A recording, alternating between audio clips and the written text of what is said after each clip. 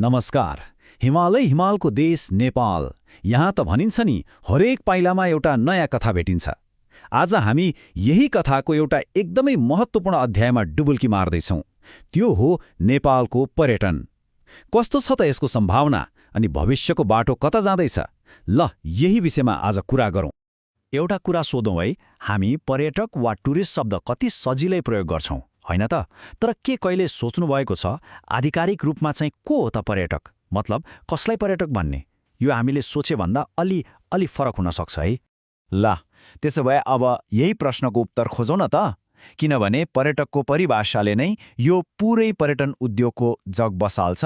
र यो केवल यताउति घुमफिर गर्ने कुरा मात्रै पनि होइन।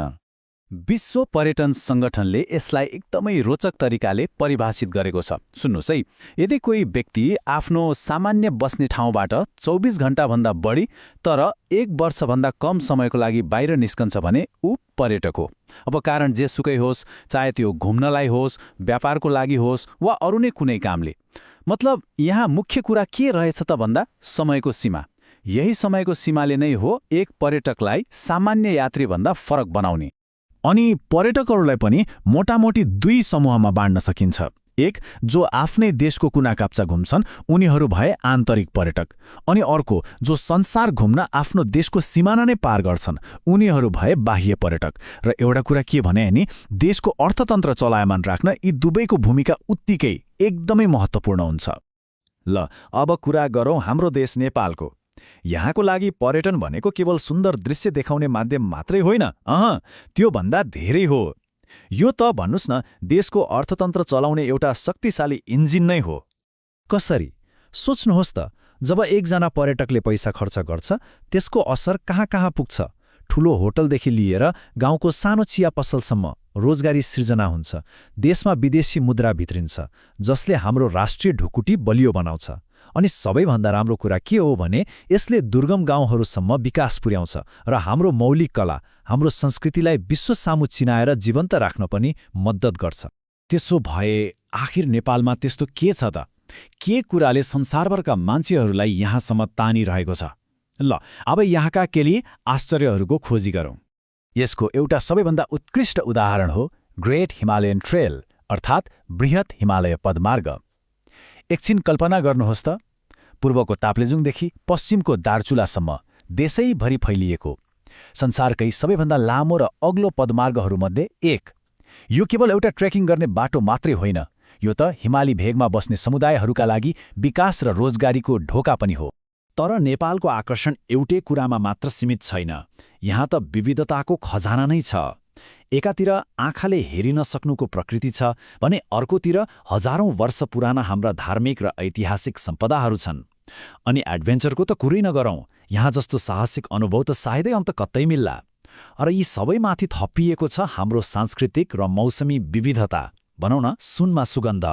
जस्तै काठमाडौँ उपत्यकाका दरबार क्षेत्रहरूलाई नै हेरौँ न, यी त खुला सङ्ग्रहालय जस्तै छन्, होइन र? यहाँको हरेक कुनामा रहेको अद्वितीय कला र वास्तुकलाले हाम्रो गौरवशाली इतिहासको कथा भन्छ। र यही इतिहासले नै हो भविष्यको पर्यटनको बलियो ढोका खोल्ने।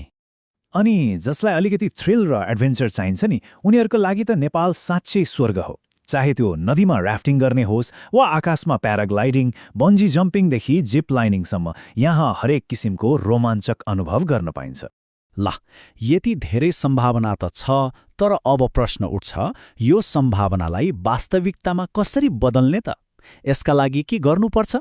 आउनुहोस् यसको रणनीतिक मार्गचित्र अर्थात् रोडम्यापबारे कुरा गरौँ।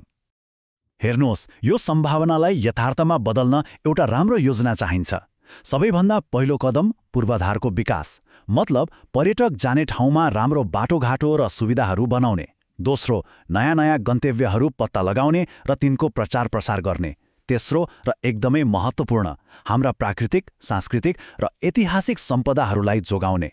अनि यी सबैसँगै पर्यटकहरूले ढुट्ट भएर घुम्न सक्ने, सुरक्षित महसुस गर्ने वातावरण बनाउनु पनि उत्तिकै जरुरी छ। र हो, यी सबै काम गर्नको लागि स्वदेशी र विदेशी लगानी त नभई हुँदैन। अब हामी हाम्रो यो चर्चाको लगभग अन्त्यतिर आइपुगेका छौँ। तर यहाँबाट अगाडिको बाटो सोचे जस्तो सजिलो भने छैन। यो त विकास र संरक्षणको बीचमा एउटा एकदमै नाजुक सन्तुलन कायम गर्ने चुनौती हो। अन्ततः नेपालको यात्रा भनेको केवल धेरैभन्दा धेरै पर्यटक भित्र्याउनु मात्रै होइन। खास यात्रा त हाम्रो यो अमूल्य प्राकृतिक र सांस्कृतिक सम्पदालाई एउटा दिगो पर्यटनको पावर हाउसमा बदल्ने हो। यस्तो पावर हाउस जसले हाम्रो भावी पुस्ताका लागि पनि यी सम्पदाहरूलाई जोगाएर राख्छ। र अन्त्यमा एउटा महत्त्वपूर्ण प्रश्न सोच्नको लागि छोडेर जाउँ। एउटा देशले आफ्नो अनमोल खजानालाई भावी पुस्ताका लागि जोगाउँदै त्यसलाई विश्वसँग कसरी बाँड्न सक्छ? यो सन्तुलन कसरी मिलाउने होला?